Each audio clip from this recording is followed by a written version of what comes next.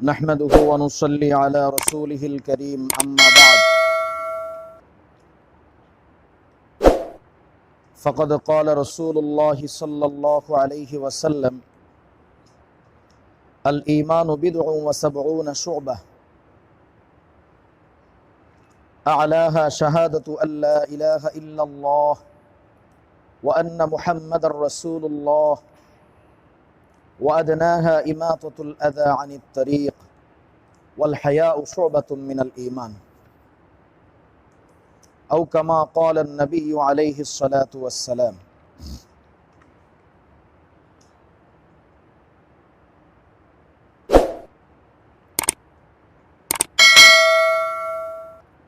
আজকের আলোচনা ঈমান আকায়েদ বিষয়ে। ঈমানের শাখা প্রশাখা এবং এই সমস্ত বিষয়গুলো সম্পর্কে একটা ধারণা আমাদের থাকা দরকার। সবসময় আমরা তো শুনি ঈমানের কথা, ঈমানের শাখা প্রশাখার কথা আমরা শুনি যে ঈমানের শাখা প্রশাখা আছে। তো ঈমান কি জিনিস আর ঈমানের সেই শাখা প্রশাখাগুলো কি জিনিস? ঈমান তো শাব্দিক অর্থ হলো বিশ্বাস করা, স্বীকার করা, কাউকে নিরাপত্তা প্রদান করা অথবা নিরাপদ হওয়া, এই জাতীয় বিভিন্ন অর্থে ঈমান শব্দটি ব্যবহৃত হয়।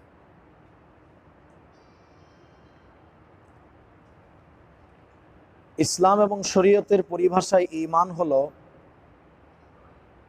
আত-তাসদীকু বিমা জাআ বিহি নবী সাল্লাল্লাহু আলাইহি ওয়াসাল্লাম ইতিমাদান আলা নবী সাল্লাল্লাহু আলাইহি ওয়াসাল্লাম। শরীয়তের পরিভাষায় ঈমান বলা হয়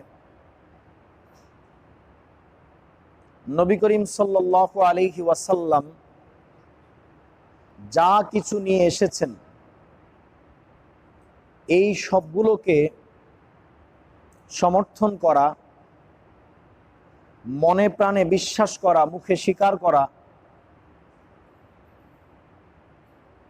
ইতিমাদান আলা নবী সাল্লাল্লাহু আলাইহি ওয়াসাল্লাম, নবীজির উপর আস্থা রেখে, নবীর উপর আস্থার ভিত্তিতে উনি যা যা নিয়ে আসছেন সবগুলোকে বিশ্বাস করে নেওয়া, সবগুলোকেই মেনে নেওয়া, এটার নাম হচ্ছে ঈমান। এটার নাম হলো ঈমান।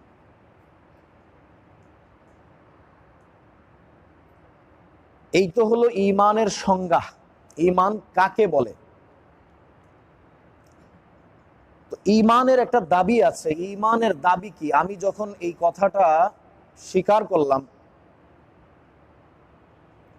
যে নবী যা যা আনছেন সব সঠিক,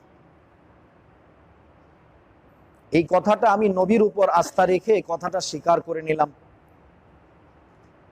শুধু ঈমানের জন্য এতটুকু যথেষ্ট না যে বিষয়টা আমার কাছে সঠিক মনে হলো। শুধু ঈমান গ্রহণযোগ্য হওয়ার জন্য এতটুকু যথেষ্ট না, বরং সেটাকে মন থেকে স্বীকৃতি দিতে হবে, সেটাকে মন থেকে সমর্থনও করতে হবে। যদি শুধুমাত্র এতটুকুকে ঈমান বলা হতো যে বিষয়টা আমার কাছে সঠিক বলে মনে হয়েছে, সঠিক বলে মনে হওয়াটাকে যদি ঈমান বলা হয়, তাহলে ইহুদিদেরকেও মুমিন বলতে হবে। কারণ তাদের ব্যাপারে আল্লাহ পাক কোরআন শরীফে বলেছেন ইয়ারিফুনাহু কামা ইয়ারিফুনা আবনাআহুম, তারা মুহাম্মদ সাল্লাল্লাহু আলাইহি ওয়াসাল্লামকে ওইভাবে চেনে যেভাবে তারা তাদের ছেলেদেরকে চিনতে পারে। তার মানে একজন ব্যক্তির কাছে তার ছেলের পরিচয়টা যতটা স্পষ্ট, তার সামনে তার ছেলে আসলে সে যেমন দেখা মাত্রই এটা ধরে নেয় যে আমার ছেলে, এই ক্ষেত্রে তার মধ্যে যেমন কোনো দ্বিধা, দ্বন্দ্ব, সংশয়, সন্দেহ কাজ করে না, তদ্রূপ ইহুদিরাও মুহাম্মদ সাল্লাল্লাহু আলাইহি ওয়াসাল্লামকে, আমাদের নবীকে দেখা মাত্রই তারাও চিনতে পেরেছে যে ইনি শেষ জমানার নবী, আখিরি নবী মুহাম্মদুর রাসূলুল্লাহ সাল্লাল্লাহু আলাইহি ওয়াসাল্লাম। তো তারাও কিন্তু চিনতে পারছে, বিষয়টা তার কাছেও পরিষ্কার হয়ে গেছে, কিন্তু এটাকে ঈমান বলা হয়নি। এই পরিষ্কার হওয়াটাকে ঈমান বলা হয় নাই। শুধু বিষয়টা সঠিক মনে হওয়া, এটার নাম কিনা ঈমান নয়। তাহলে ওরাও তো মুহাম্মদ সাল্লাল্লাহু আলাইহি সাল্লামকে সঠিক বলে মনে করেছিল যে হ্যাঁ সঠিক। নবীজির চাচা আবু তালিব নবীজিকে বলেছে, ওয়াজামতু দীনাকা লা মুহালাতা আন্নাহু মিন খায়রি আদিয়ানিল বারিয়াতি দীনা লাউলাল মালামাতু আও হাদারু মাসাব্বাতিন লাওয়াজাদতানি বিযাকা সামহাম মুবিনা। আবু তালেবও নবীজিকে বলেছে, আমি এটা মনে করি তোমার দ্বীন সত্য। ওয়াজামতু দীনাকা লা মুহালাতা আন্নাহু মিন খায়রি আদিয়ানিল বারিয়াতি দীনা। পৃথিবীতে যত দ্বীন আছে, যত ধর্ম আছে, আমি মনে করি অবশ্যই তোমার দ্বীনটা এই সবগুলার চাইতে উত্তম এবং সেরা। ওয়াজামতু, আমি এটা মনে করি। তবে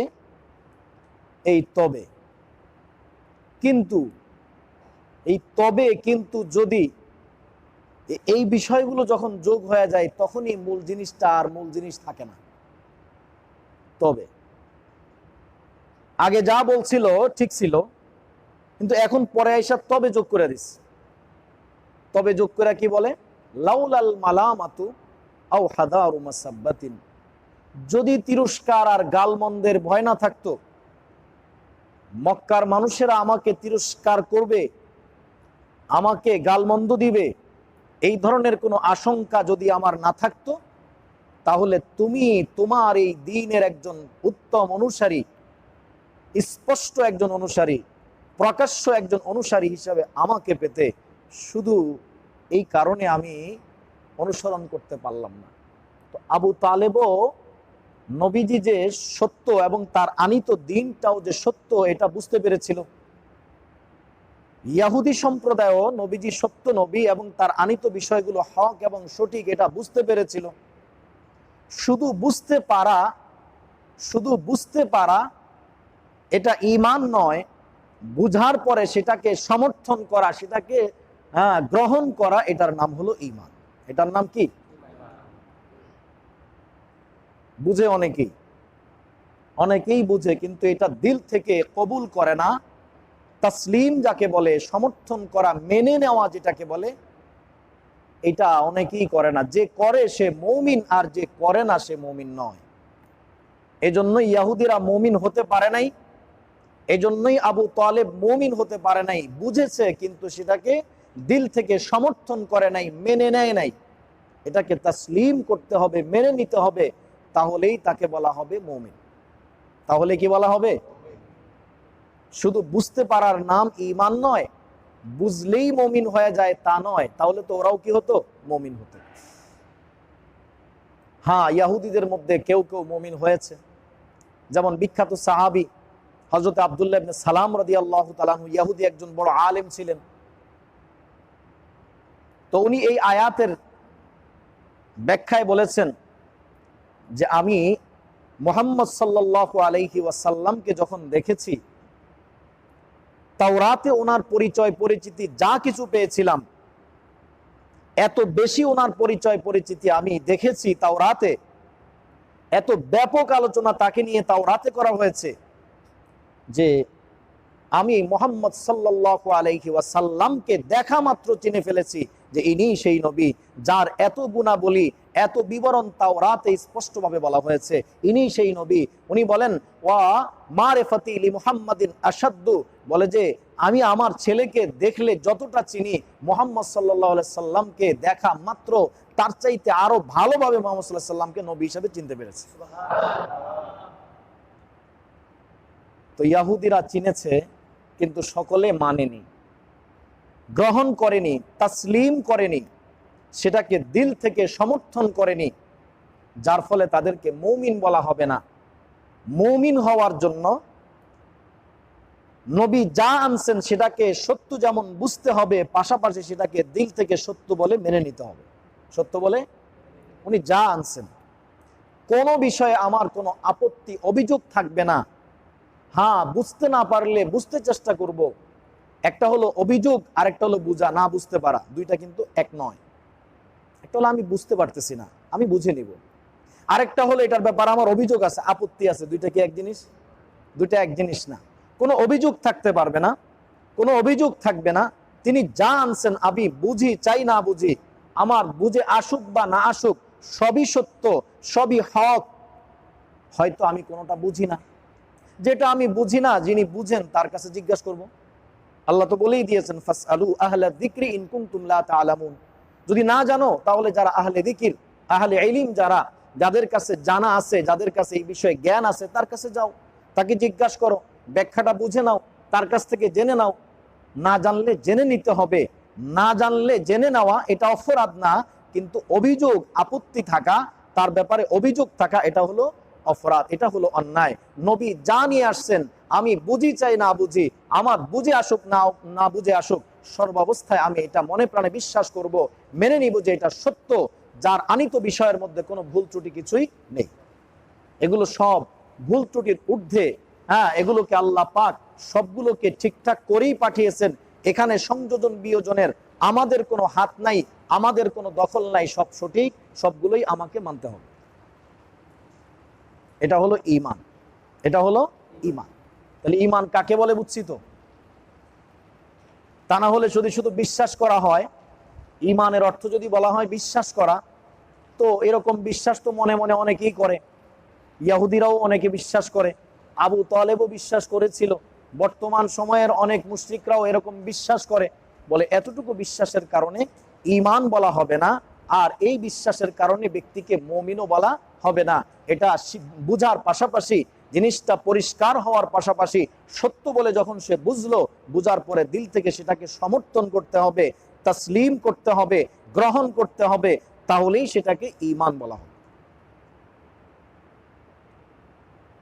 তাসলিম বা সমর্থন, এটা তো একটা আভ্যন্তরীণ বিষয়, দেখা যায় না। বুঝবো কিভাবে? কিভাবে বোঝা যাবে যে এই লোকটার ভিতরে ঈমান আছে? ঈমান বুঝার উপায় কি? অনেক জিনিস আছে দেখা যায় না, কিন্তু তার বুঝার উপায় আছে। আছে না এরকম? বাতাস দেখা যায়, বুঝার উপায় আছে। কিভাবে বোঝে? গাছের পাতা নড়তেছে, হ্যাঁ, কোনো একটা কিছু নড়তেছে, তো তখন বুঝে যে বাতাস চলছে, এই জন্যই কি নড়তেছে এটা। ব্যথা দেখা যায় না, কিন্তু একজন লোকের চেহারার দিকে, ভাবভঙ্গি দেখলে বোঝা যায় যে সে ব্যথায় কষ্ট পাচ্ছে। তো মোটামুটি ভাবে অনেক জিনিসই এমন আছে দেখা যায় না, কিন্তু তার বুঝার আলামত আছে। ঈমানও এক অদৃশ্য জিনিস, ঈমানও দেখা যায় না। ঈমান কার ভিতরে আছে বা নাই সেটা বাহ্যিকভাবে দেখার কোনো সুযোগ নাই, বাহ্যিকভাবে ওইরকম সেটাকে দেখা যায় না, ওই মূল জিনিসটা। তবে ঈমানের কিছু আলামত আছে। কেউ যদি ঈমানের দাবির উপর চলে, তখন বোঝা যায় যে তার মধ্যে ঈমান আছে। ঈমানের কিছু দাবি আছে, ঈমানের কিছু কি আছে? সমর্পণ করে দেওয়া। অর্থাৎ যখন সে ঈমান আনলো, মনে প্রাণে যখন নবীর আনিত সব বিষয়গুলাকে মন থেকে, গভীর থেকে সমর্থন করলো, মেনে নিল, তখন এই ঈমানের দাবি হলো এখন থেকে তার আর নিজস্ব কোনো কিছু থাকবে না। তার চলা ফেরা, খাওয়া দাওয়া, উঠা বসা, সব কিছু কার হাতে সমর্পণ করবে? আল্লাহ এবং তার রসুলের হাতে সমর্পণ করে দিবে। এটা হলো ঈমানের দাবি। ঈমান আনার পরে সে নিজের ইচ্ছা মতো চলবে, তাহলে এটা ঈমানের দাবি বিরোধী কাজ হলো। এটা কি বিরোধী কাজ হলো ভাই? এটা ঈমানের দাবি পরিপন্থী কাজ। ঈমানের দাবি হলো যে আমি যখন ঈমান আনছি, তো এখন থেকে আমার কোনো ইখতিয়ার নাই, আমার কোনো ইচ্ছা নাই, আমার কোনো স্বাধীনতা নাই, আমার সেই তার উপর সুফর্দ করে দেওয়া, সমর্পণ করে দেওয়া, এটা হলো ঈমানের দাবি। আমরা আসলে ঈমানটাই বুঝি না। এই জন্য ইমানের দাবির উপরেও আমরা নাই। ইমানটা আসলে কি জিনিস, ইমানের দাবিটা কি জিনিস বুঝি না তো, সেই জন্য আমরা নিজের ইচ্ছা মতো চলতেছি, আমার মনে যেভাবে চায় সেভাবে কাজ করে যাচ্ছি। কিন্তু আসলে তো ইমানের দাবি এটা না, একজন মুমিনের জন্য এটা মানানসই না। একজন মুমিনের কাজ তো হবে সর্বক্ষেত্রে সে আল্লাহ এবং তার রসুলের নির্দেশনা অনুযায়ী চলবে, তাকে তারা যেভাবে বলে সেভাবে চলবে, যেভাবে কোনো কিছু করতে বলে সেভাবে করবে, যেভাবে চলতে বলে সেভাবে চলবে, যেভাবে কোনো কিছু বলতে বলে ওইভাবে বলবে। এক কথায় তার একেবারে জীবনের শুরু থেকে নিয়ে বুঝ জ্ঞান হওয়ার পর থেকে নিয়ে একেবারে মরণ পর্যন্ত সে পুরাপুরি সকল ক্ষেত্রে দেখবে যে এই ক্ষেত্রে আল্লাহ এবং তার রসুলের নির্দেশনা কি, ওই মোতাবেক। একজন সাহাবী হযরত আবু মাহজুরা রাদিয়াল্লাহু তাআলা, তো নবীজি কোন এক জিহাদ থেকে আসতেছিলেন, পথিমধ্যে সাহাবায়ে কেরামকে বিশ্রামের জন্য তাঁবু গেড়ে থাকতে বললেন, বিশ্রামের জন্য, লম্বা পথ, একটু বিশ্রাম নিয়ে নিতে হবে। তো যখন তারা বিশ্রামের জন্য তাঁবু গাড়লেন, ঠিক নামাজের সময় যখন হচ্ছে, আজান হচ্ছে, জামাতের সাথে নামাজও হচ্ছে, তো মহল্লায় যেই এলাকায় তাঁবু গেড়েছেন ওখানকার ছোট্ট বাচ্চারা তাঁবু দেখে, এখানে লোকজন আছে তাই তারা দেখতে আসছে,